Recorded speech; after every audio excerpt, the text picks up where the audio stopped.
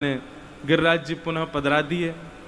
हमारे ब्रज में एक कथा आवे कि जब ठाकुर जी ने गिरिराज जी पधरा दिए तो सब ब्रजवासी ने नंद बाबा और वृषभानु जी घेर लिए और सब ब्रजवासी बोले, ये तुम्हारे दोनों बालक यहाँ, ये किशोरी जी और ये तुम्हारो लाला कन्हैया जे ऐसी विलक्षण विलक्षण लीला करें, हमको तो ऐसा लगे ये कोई देवता है और तुम हमसे छुपा रहे हो।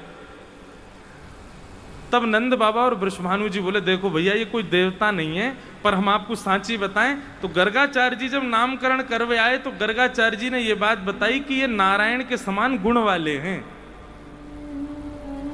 तो सब ब्रजवासी बोले, जब ये दोनों नारायण के समान गुण वाले हैं तो फिर एक काम करो, इन दोनों को ब्याह कर दो, दोनों उनको ब्याह होना चाहिए।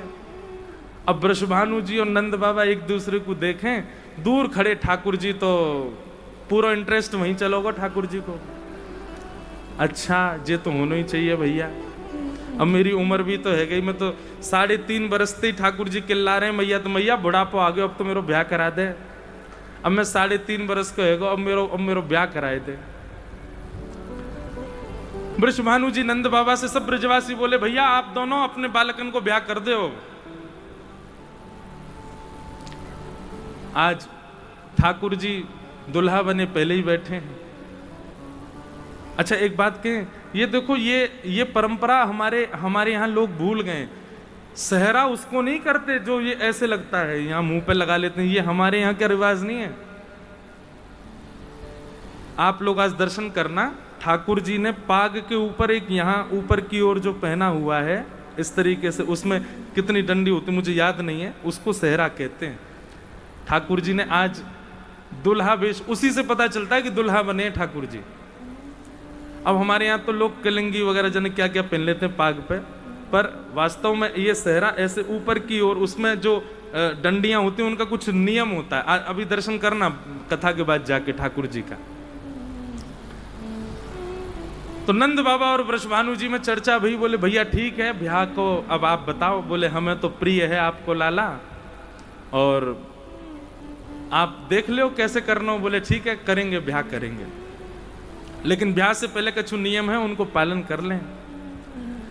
तो ऐसा नियम है कि पहले वधू पक्ष के लोग कुछ सामग्री भेजते हैं और उस सामग्री को दुगना करके वर पक्ष के लोग वापस भेजते हैं, तब ब्याह की प्रथम रस्म प्रारंभ होती है। तो नंद बाबा ने पुरोहितन से बढ़िया तिथि निकलवाई और वृषभानु जी को बताया, बोले वो ये तिथि बढ़िया है, आप वादना सामग्री भेज दियो और वाते टीको कहें, ऐसो भी कहें, टीको भेज दियो और फिर वाकु दुगनों करके नंद बाबा भेजेंगे। महाराज वो शुभ तिथि आई और बरसाने ते बैलगाड़ी में भर भर के सामग्री भेजी वृषभानु जी ने। यहां नंद बाबा अपने सब सखान के संग खड़े हैं, मुनि मादी सब खड़े हैं। तभी देखी कि धूल उड़ रही है महाराज दूर से। बोले ऐसी धूल काई को उड़ रही है भैया? देखी तो असंख्य बैलगाड़ियां भर भर के सामग्री आ रही हैं बरसाने थे। नंद बाबा तो पहले ही घबरा गए, बोले इतनी सामग्री, चलो कोई बात ना, कोई कमी थोड़ी, ठाकुर जी कृपा है भैया, सब दुगनों करके भेजेंगे। सामग्रियां जब आई उनके ऊपर से रेशमी वस्त्र सब हटाए गए।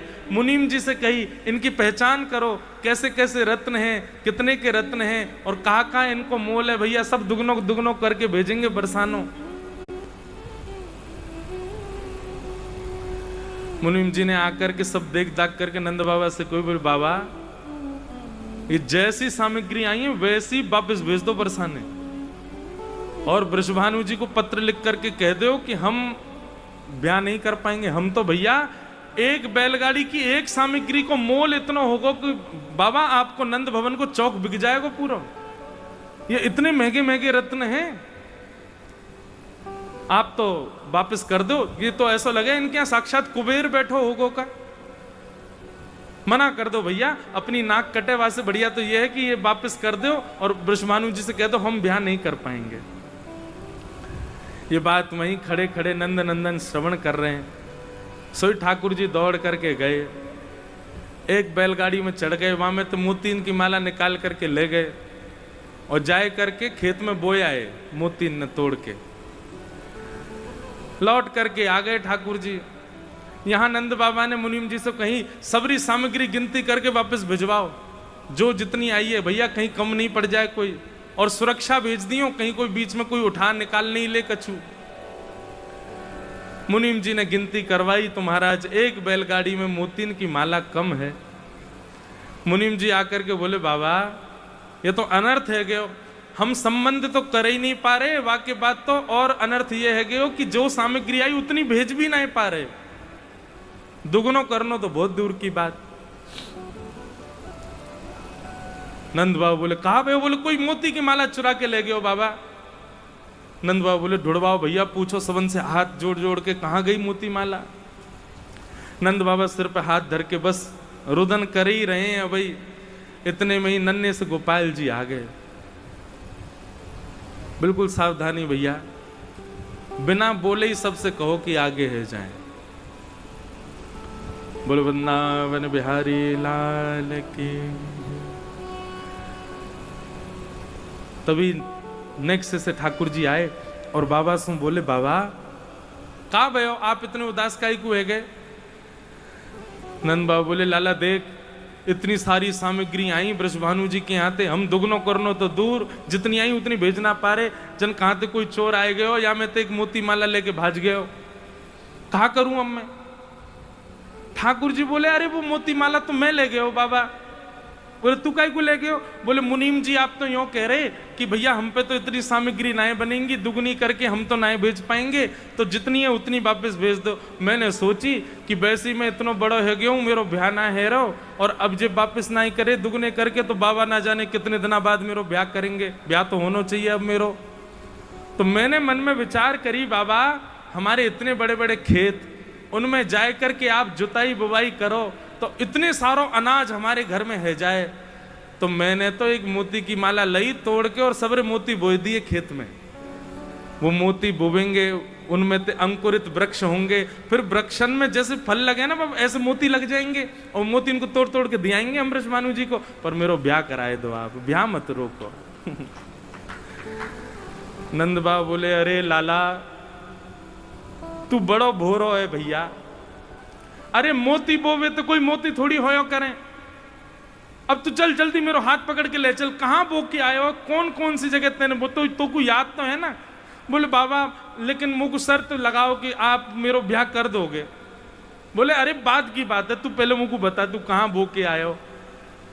ठाकुर जी नंद बाबा की उंगली पकड़ करके लेकर के गए, और महाराज जैसे ही खेत में जाए करके देखो है, वहां तो दिव्य दिव्य मणियां रत्न और मोतीन के बड़े बड़े वृक्ष खड़े हैं, और असंख्य मोती असंख्य मणियां असंख्य रत्न लगे हुए हैं।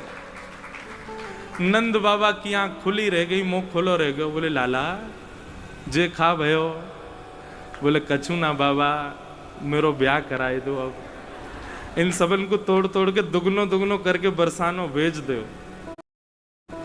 और श्री ब्रजभानु जी से कह दो अब ही तैयारी करें, बाबा मुंह पर रुको ना जाए रहे हो, अब तो जल्दी घोड़ी मंगाओ, मुंह को बैठा के दुल्हा बना के ले चलो, मेरो ब्याह कराए तो ब्याह मत रोकियो बाबा। तब नंद बाबा हर्षित भये और लाला को अपनी गोद में उठाए करके खूब आनंदित भये। अच्छा देखो ठाकुर जी की लीला प्रत्यक्ष प्रमाणित कर देती है कि वो भगवान है, लेकिन ब्रजवासी मानते ही नहीं कि वो भगवान है। ब्रजवासी इतने सीधे हैं, इतने सरल, उनको लगता है ऐसे ही हो गया होगा भाई, जैसे हम बीज बो में वैसे मोती बोवे तो है गए होंगे। जब प्रेम इतना बढ़ जाता है ना, तो आपको वास्तविकता और जड़ जानने की इच्छा नहीं होती, जो दिख जाता है आपको विश्वास हो जाता है कि हाँ ये ऐसा ही होगा।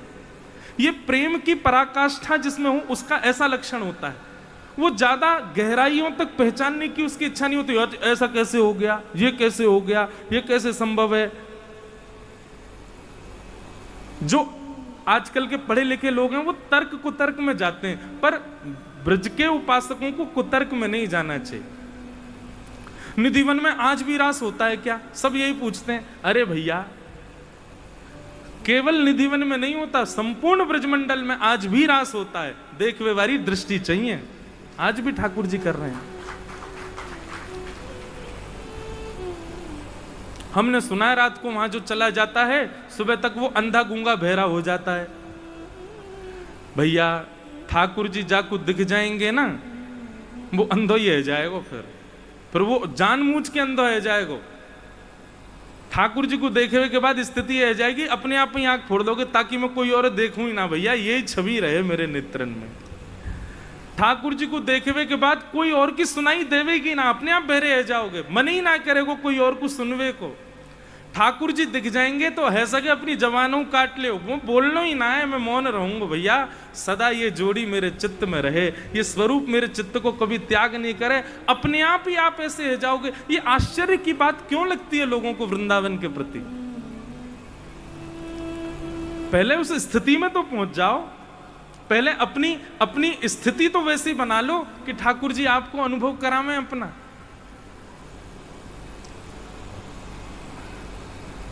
प्रेम की पराकाष्ठा जब होती है तब विश्वास प्रकट होता है चित्त में, फिर उस कही गई बात या उस स्थिति को ज्यादा परखने की इच्छा नहीं होती चित्त में।